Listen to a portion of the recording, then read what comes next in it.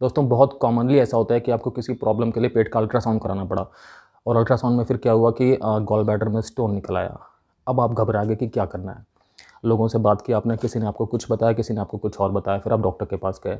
आपको ऐसा लगा कि डॉक्टर आपको शायद मेडिसिन देंगे या शायद आपको ऑपरेशन करने की सलाह देंगे, लेकिन डॉक्टर ने बोला कि स्टोन तो बहुत ही ज़्यादा छोटा है, तो इसमें कुछ भी करने की ज़रूरत नहीं है, हम सिर्फ ऑब्जर्व करेंगे। आप फिर से घबरा के कि ये सब ठीक हो रहा है कि गलत हो रहा है। दोस्तों गॉल ब्लैडर में स्टोन होने की प्रॉब्लम बहुत कॉमन है, बहुत ज़्यादा लोगों को होती है और इसके बारे में दोस्तों सोसाइटी में बहुत सारी मिस इन्फॉर्मेशन भी है, बहुत सारे मिसकॉन्सेप्शन है। लोगों को क्या होता है कि कुछ भी चीज़ कहीं से सुनते हैं उसे मानना शुरू कर देते हैं और एक एंग्जाइटी के साइकिल में पड़ जाते हैं। उन्हें ठीक से नहीं पता लगता कि करना क्या है, रियल साइंस क्या बोलती है।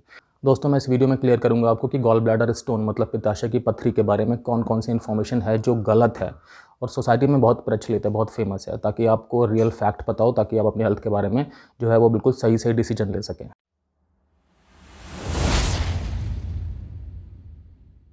दोस्तों मैं doctor Kamal Singh, x armed forces medical college, x Fortis hospital, x a lot of corporate hospitals. दोस्तों मुझे 20 साल से भी ज़्यादा का क्लिनिकल एक्सपीरियंस और मैंने critical care medicine, internal medicine और इमरजेंसी मेडिसिन में दोस्तों बहुत सारा काम किया है। दोस्तों बहुत सारे लोगों को लगता है कि अगर गॉल ब्लैडर स्टोन है, मतलब अगर पित्ताशय में पथरी है, तो कुछ ना कुछ लक्षण तो उसके नज़र आएंगे ही, सिम्टम्स कुछ ना कुछ तो फेस होंगे ही। तो मैं आपको बताना चाहता हूँ दोस्तों, ये वाला फैक्ट गलत है। लगभग 80% लोगों में जिनमें गॉल ब्लैडर स्टोन है उनमें कोई सिम्टम नहीं आता। सिर्फ एक वैसे ही अल्ट्रासाउंड करने पे या कोई टेस्ट करने पे पता लगता है कि गॉल ब्लैडर में स्टोन है, इसकी वजह से कोई लक्षण नहीं आ रहा होता। और दोस्तों एक फैक्ट मैं आपको और बताता हूँ कि जिन लोगों में गॉल ब्लैडर स्टोन डायग्नोज हो गया है लेकिन कोई सिम्टम नहीं है, उनमें दोस्तों लगभग हर साल 1 से 2% चांस है कि सिम्टम्स डेवलप होंगे। ठीक है, तो ये ज़रूरी नहीं है कि अगर गॉल ब्लैडर स्टोन है अंदर तो सिम्टम्स होंगे ही होंगे। 80% लोगों में सिम्टम्स नहीं होते। दोस्तों बहुत सारे लोगों को ऐसा लगता है कि बहुत ज़्यादा पानी पीने से या बहुत ज़्यादा लिक्विड्स का सेवन करने से आप गॉल ब्लैडर स्टोन को घुला सकते हैं और वो आपके शरीर से बाहर निकल जाएंगे। तो सॉरी, ये वाला फैक्ट पूरी तरह से गलत है। गॉल ब्लैडर स्टोन पे इस बात का कोई फ़र्क नहीं पड़ता कि आप पानी पी रहे हैं या कि वो डिज़ोल्व हो जाएगा, ऐसा कुछ भी नहीं होता। गॉल ब्लैडर स्टोन बिल्कुल अलग चीज़ होती है दोस्तों। पानी पीने से, ज़्यादा लिक्विड लेने से वो घुलेगा या वो शरीर के बाहर अपने आप निकल जाएगा, ये बिल्कुल अनसाइंटिफिक बात है। इसका कोई मेडिकल बेसिस नहीं है। इस चीज़ पे आपको बिल्कुल भी यकीन नहीं करना है। दोस्तों बहुत से लोग इस बात पे यकीन करते हैं कि अगर आप पूरी तरह से वेजिटेरियन हो जाएं, शाकाहारी हो जाएं, तो आपको गॉल स्टोन्स होने के चांसेस कम हो जाएंगे, आपके अंदर पित्ताशय की पथरी बनने के चांसेस कम हो जाएंगे। तो मेडिकल साइंस में ऐसा कोई भी एविडेंस नहीं है अभी तक जिसमें कि ऐसी चीज़ क्लियर कट आए। तो ये वाला फैक्ट दोस्तों गलत है। आप नॉन वेजिटेरियन हैं या आप वेजिटेरियन हैं, आपके अंदर गॉल स्टोन डेवलप हो ही सकता है। दोस्तों कई लोग ऐसा समझते हैं कि गॉल ब्लैडर स्टोन को घुलाने के लिए मेडिसिन अवेलेबल होती हैं। तो वेल ये वाला फैक्ट दोस्तों पार्टली सही है, पार्टली गलत है। क्या होता है दोस्तों, मेडिसिन तो होती हैं लेकिन वो मेडिसिन काम करती हैं बहुत छोटे साइज़ के स्टोन्स पे और इन मेडिसिन को दोस्तों सालों देना होता है और अगर ये देना बंद कर दी जाए तो स्टोन्स फिर दोबारा भी बन सकते हैं। तो ऐसा कुछ भी नहीं है कि मेडिसिन इस तरह की अवेलेबल है कि स्टोन किसी भी साइज़ का हो, स्टोन से कोई भी सिम्टम हो रहे हो तो वो स्टोन को घुला देंगी, ऐसा कुछ भी नहीं है दोस्तों। मैं फिर से रिपीट करता हूँ कि मेडिसिन अवेलेबल हैं लेकिन वो बहुत जो छोटे साइज़ के स्टोन्स होते हैं उनमें डॉक्टर्स देते हैं। अगर पेशेंट ऑपरेशन नहीं करा सकता या कि बाकी कंडीशंस इस तरह की हैं कि मेडिसिन देने का एक ट्रायल लिया जाना चाहिए, और वहाँ पे भी दोस्तों जब मेडिसिन लेना बंद करें उसके बाद चांसेस होते हैं कि स्टोन दोबारा डेवलप हो जाए। दोस्तों कई सारे लोगों को लगता है कि जो गॉल स्टोन्स है ये एक हेरिडिटरी प्रॉब्लम है, मतलब एक जेनेटिक प्रॉब्लम है पूरी तरह से, तो फिर इसलिए हम कुछ नहीं कर सकते, जिसे होना है उसे होगा ही होगा। वेल ये फैक्ट गलत है दोस्तों। मॉडर्न साइंस में ऐसा कोई भी रिसर्च नहीं आई है कि पूरी तरह से ये हेरिडिटरी प्रॉब्लम है। गॉल स्टोन्स होना दोस्तों एक लाइफस्टाइल डिसीज़ है, एक मेटाबॉलिक डिसीज़ है। हाँ, ये पैटर्न देखा जाता है कई बार फैमिलीज़ में ही ये रन होती है, मतलब एक फैमिली में अगर किसी को गॉल स्टोन है तो ये चांसेस होते हैं कि उस फैमिली के बाकी मेंबर्स को भी गॉल स्टोन्स होंगे। लेकिन दोस्तों ये सिर्फ जेनेटिक बीमारी ऐसा नहीं है, इसमें बहुत सारे फैक्टर्स अपना रोल प्ले करते हैं। दोस्तों बहुत सारे मरीजों को लगता है कि अगर उनके डॉक्टर ने उन्हें गॉल स्टोन्स होने के बावजूद कोई दवाई प्रेस्क्राइब नहीं की है या कि उन्हें सर्जरी के लिए नहीं बोला है तो उनके डॉक्टर गलत हैं। हमेशा हर केस में या तो मेडिसिन या तो सर्जरी लेनी ही होती है। दोस्तों ये वाला फैक्ट ही गलत है। बहुत बार ऐसा होता है कि गॉल स्टोन्स जो हैं वो बहुत छोटे साइज़ के हैं या कि उसकी वजह से कोई भी लक्षण नहीं है बॉडी में, तो फिर ऐसे में दोस्तों कुछ भी चीज़ देने की ज़रूरत नहीं होती, सिर्फ ऑब्जर्वेशन किया जाता है इन जनरल। जब दोस्तों गॉल स्टोन्स थोड़े बड़े होते हैं साइज़ में या कि उनसे सिम्टम्स आ रहे होते हैं उस टाइम पे उसका इलाज करने की ज़रूरत होती है। अदरवाइज़ अगर गॉल स्टोन्स की वजह से कोई सिम्टम नहीं है या वो बहुत छोटे साइज़ के दोस्तों, तो इसमें डॉक्टर्स ऑब्जर्व करते हैं क्योंकि यही रिकमेंडेड ट्रीटमेंट है, यही जो है वैलिडेटेड ट्रीटमेंट है मॉडर्न साइंस के हिसाब से। दोस्तों लोगों को ये भ्रांति होती है कि ज़्यादा एप्पल जूस पीने से या जो एप्पल सीडर विनेगर होता है उसका सेवन करने से गॉल स्टोन्स को निकाला जा सकता है बॉडी से बाहर। तो इसके पीछे कोई भी साइंटिफिक लॉजिक नहीं है, तो इस तरह की किसी भी बात में आपको नहीं पड़ना है। एप्पल जूस या एप्पल सीडर विनेगर का सेवन करने से गॉल स्टोन्स हट जाएंगे, डिज़ोल्व हो जाएंगे, ख़त्म हो जाएंगे, नहीं, इस चीज़ पे यकीन मत करिएगा। दोस्तों कई सारे पेशेंट्स को ऐसा लगता है कि अगर गॉल स्टोन्स हैं, मतलब अगर पित्ताशय में पथरी है, तो उससे गॉल ब्लैडर कैंसर होने का खतरा बहुत ज़्यादा बढ़ जाता है। तो वेल ये फैक्ट पूरी तरह से सही नहीं है। दोस्तों क्या होता है मैं आपको बताता हूँ कि लगभग 80% जो मरीज़ गॉल ब्लैडर कैंसर के हैं उनके अंदर गॉल ब्लैडर का स्टोन होता है, ठीक है, लेकिन ये एक रिवर्स फाइंडिंग है। अगर हम दूसरी तरह से देखें तो लगभग 1000 लोगों को जिनको गॉल ब्लैडर स्टोन है, उनमें लगभग 4 से 5 लोगों को गॉल ब्लैडर कैंसर हो सकता है, ऐसी संभावना है साइंस के हिसाब से। तो इसमें ऐसा कुछ भी नहीं है कि जिसको गॉल ब्लैडर स्टोन है उसे गॉल ब्लैडर कैंसर डेवलप होने के चांसेस बहुत ज़्यादा हाई हैं। प्लस दोस्तों, 2 तरह की कंडीशन में गॉल ब्लैडर कैंसर होने का चांस ज़्यादा होता है। पहला तो कि जिनमें जो स्टोन है वो बहुत बड़े साइज़ का है। दूसरा जिनमें पोर्सेलिन गॉल ब्लैडर है। पोर्सेलिन गॉल ब्लैडर क्या होता है दोस्तों, कि जिसमें जो गॉल ब्लैडर की वॉल है वो बहुत ज़्यादा थिक है, बहुत ज़्यादा टफ है, और गॉल ब्लैडर ठीक से कंस्ट्रिक्ट नहीं हो पा रहा है, मतलब ठीक से संकुचित नहीं हो पा रहा है। अगर इन दोनों में से कोई कंडीशन है दोस्तों, फिर चांसेस ज़्यादा हो जाते हैं कि गॉल ब्लैडर का कैंसर डेवलप ना हो जाए। तो आपके डॉक्टर्स इन कंडीशंस को पूरी तरह से असेस करते हैं और जो आपके लिए सही ट्रीटमेंट है वो आपको हमेशा बताते हैं। दोस्तों, कई बार लोग इस बात पे बिलीव करते हैं कि कई सारे हर्बल सप्लीमेंट्स इस तरह के होते हैं जिन्हें लेने से गॉल ब्लैडर के स्टोन जो हैं वो अपने आप घुल के और शरीर से गायब हो जाएंगे। तो सॉरी, मॉडर्न साइंस की किसी भी रिसर्च में ऐसी कोई चीज़ वैलिडेटेड नहीं है। बहुत सारे लोगों को लगता है कि ओलिव ऑयल से बने हुए फ्लश लेने से, या कि कई बार लोग किसी भी तरह के हर्बल सप्लीमेंट्स देते हैं जिसके बारे में ठीक से बताते भी नहीं है कि इसके अंदर क्या है क्या नहीं है मिक्सचर, और ऐसा क्लेम किया जाता है कि उन्हें आप लोगे तो आपके गॉल ब्लैडर स्टोन पूरी तरह से ख़त्म हो जाएंगे। दोस्तों, ये सारी चीज़ें बिल्कुल भी साइंस से वैलिडेटेड नहीं हैं। आपको ऐसी किसी भी चीज़ में बिलीव नहीं करना है। दोस्तों, कई लोग ये समझते हैं कि जो गॉल स्टोन्स हैं, जो पित्ताशय की पथरी है, वो यूरिन के ज़रिए आपके शरीर से बाहर निकल सकती है। तो ये वाला फैक्ट गलत है दोस्तों।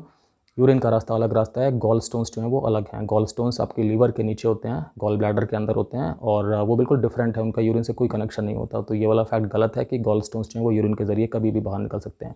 यूरिन के ज़रिए दोस्तों कौन से स्टोन बाहर निकल सकते हैं, जो आपकी किडनी में हो या जो आपकी यूरेटर में हो।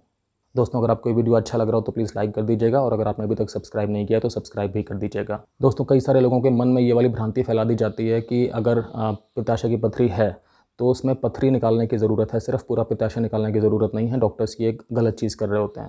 तो मैं आपको बताना चाहता हूँ ये वाला फैक्ट दोस्तों गलत है, क्योंकि गॉल ब्लैडर स्टोन में पूरा का पूरा गॉल ब्लैडर ही निकाला जाता है। रीज़न इसका ये है कि जो गॉल ब्लैडर है दोस्तों, उसके अंदर प्रॉब्लम होती है, तभी उसमें स्टोन बार बार बन रहे होते हैं। तो पूरा गॉल ब्लैडर जो है वो निकाल दिया जाता है। गॉल ब्लैडर को निकालने से शरीर में कोई फ़र्क नहीं पड़ता, क्योंकि गॉल ब्लैडर का काम क्या होता है कि वो बाइल को सिर्फ स्टोर करता है।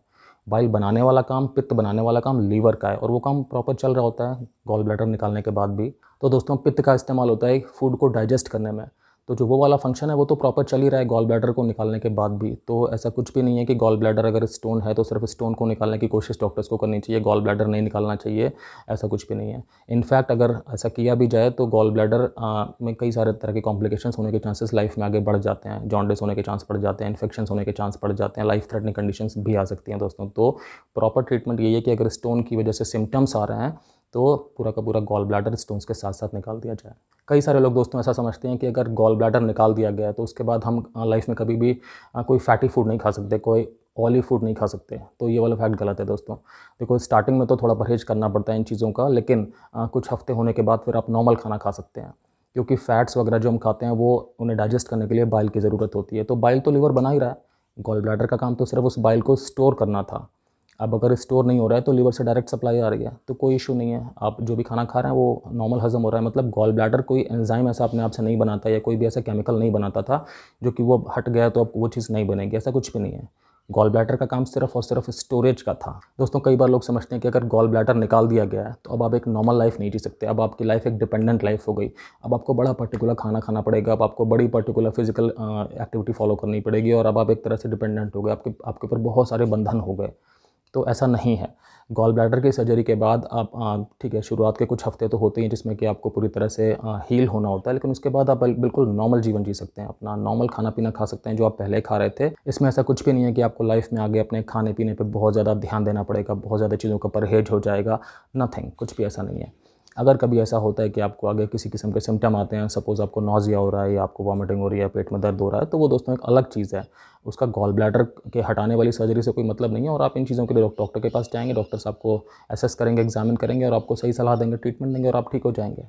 दोस्तों, लोग ये भी समझते हैं कि एंडोस्कोपी की मदद से गॉल ब्लैडर के अंदर के स्टोन हटाए जा सकते हैं, तो ये वाला फैक्ट गलत है दोस्तों। एंडोस्कोपिक प्रोसीजर होता है, लेकिन उससे स्टोन कहाँ का हटता है, जो कि बाइल डक्ट में स्टोन आ गया होता है। बाइल डक्ट गॉल ब्लैडर से जुड़ी हुई होती है।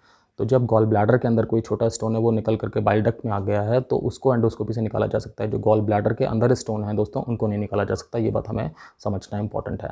दोस्तों, लोगों को लगता है कि गॉल ब्लैडर स्टोन होने का कोई रिस्क फैक्टर नहीं है, मतलब ये किसी को भी हो सकता है, बिकॉज उन्हें लगता है कि हमारे आसपास वाले सब एक जैसा ही खाना खाते हैं, फिर हम में से किसी को गॉल ब्लैडर स्टोन हो गया और किसी को नहीं हुआ। तो ये तो किस्मत की बात है, इसमें कोई रिस्क फैक्टर नहीं है। लेकिन ये वाला फैक्ट दोस्तों गलत है, मैं आपको रिस्क फैक्टर बताता हूँ। इसमें बहुत सारे रिस्क फैक्टर्स होते हैं। अगर आपकी एज 40 ईयर्स के ऊपर है, अगर आप एक फ़ीमेल हैं, अगर आपके खाने पीने में कोलेस्ट्रॉल बहुत ज़्यादा है, अगर आपके खाने पीने में फ़ैट्स बहुत ज़्यादा हैं, अगर आपको डायबिटीज़ है, अगर आपके खाने पीने में दोस्तों फ़ाइबर्स की मात्रा कम है, अगर आपने अभी हाल फिलहाल में बहुत ज़्यादा वज़न लूज़ किया है, अगर आपको कुछ ब्लड की बीमारियाँ हैं, अगर आपको कुछ लीवर की बीमारियाँ हैं, ये सब के सब अपने आप में दोस्तों रिस्क फैक्टर्स हैं। अगर आप बहुत ज़्यादा बैठ कर के जीवन काटते हैं, अपना चलते फिरते नहीं हैं, अगर आपकी फ़िज़िकल एक्टिविटी बहुत कम है, या अगर आप ओबीस हैं, अगर आपका वज़न बहुत ज़्यादा है या आप ओवरवेट हैं, ये सारे दोस्तों रिस्क फैक्टर्स हैं कि गॉल स्टोन्स डेवलप होने के लिए। तो रिस्क फैक्टर्स होते हैं, और अगर आपके अंदर रिस्क फैक्टर्स हैं दोस्तों, तो आपको चांस ज़्यादा है कि आपको गॉल स्टोन डेवलप होगा। आपको टाइम पे ध्यान रखना है फिर इस चीज़ का।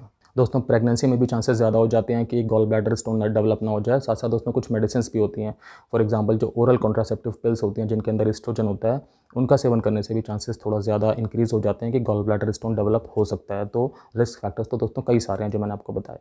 दोस्तों ये बात भी कर लेते हैं कि गॉल स्टोन्स बनते क्यों हैं।